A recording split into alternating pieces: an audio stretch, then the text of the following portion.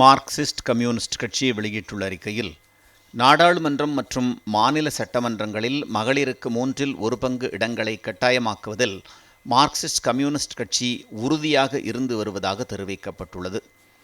அதனால்தான் 2023இல் மகளிர் இடஒதுக்கீடு சட்ட முன்வடிவு முன்மொழியப்பட்ட போது பெண்களுக்கான இடஒதுக்கீட்டை மக்கள் தொகை கணக்கெடுப்பு மற்றும் தொகுதி மறுவரையறையுடன் இணைப்பதை தாங்கள் எதிர்த்த போதிலும், பொதுவாக சட்ட முன்வடிவையும் மகளிருக்கு 1/3 இடஒதுக்கீடு வழங்குவதற்கான அரசியலமைப்பு சட்டத்தின் 108வது திருத்தத்தையும் ஆதரித்ததாக கூறப்பட்டுள்ளது.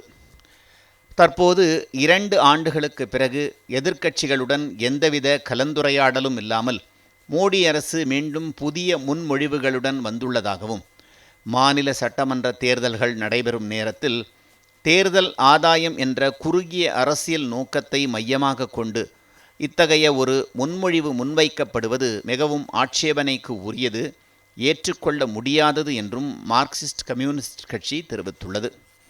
இந்த முன்மொழிவானது மகளிருக்கான இடஒதுக்கீட்டை 2011 மக்கள் தொகை கணக்கெடுப்பின் அடிப்படையில் தொகுதி மறுவரையை செய்வதன் மூலம் நாடாளுமன்ற மற்றும் சட்டமன்றங்களில் இடங்களின் எண்ணிக்கையை அதிகரிப்பது என்ற மற்றொரு நோக்கத்துடன் மீண்டும் இணைப்பதாகவும், இது வலுக்கட்டாயமாக செயல்படுத்த முடியாத பல சிக்கல்களை எழுப்புவதாகவும் மார்க்சிஸ்ட் கம்யூனிஸ்ட் கட்சி குறிப்பிட்டுள்ளது.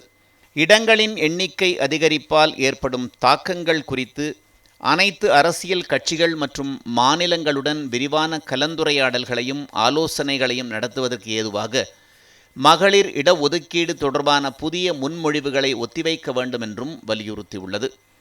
2029 நாடாளுமன்ற பொதுத் தேர்தலிலிருந்தே பெண்களுக்கான இடஒதுக்கீட்டை செயல்படுத்த முடியும் என்பதை மீண்டும் வலியுறுத்துவதாகவும் தெரிவித்துள்ளது. இதற்கு பெண்களுக்கான இடஒதுக்கீட்டை மக்கள் தொகை கணக்கெடுப்பு மற்றும் தொகுதி மறுவரையறையிலிருந்து பிரிப்பதற்கான ஒரு திருத்தம் மட்டும் தேவைப்படும் என்றும், ஆனால் அவ்வாறு செய்வதற்கு தேவையான அரசியல் உறுதிப்பாடு மோடி அரசிடம் இல்லை என்பது தெளிவாக தெரிவதாகவும் மார்க்சிஸ்ட் கம்யூனிஸ்ட் கட்சி குற்றம் சாட்டியுள்ளது.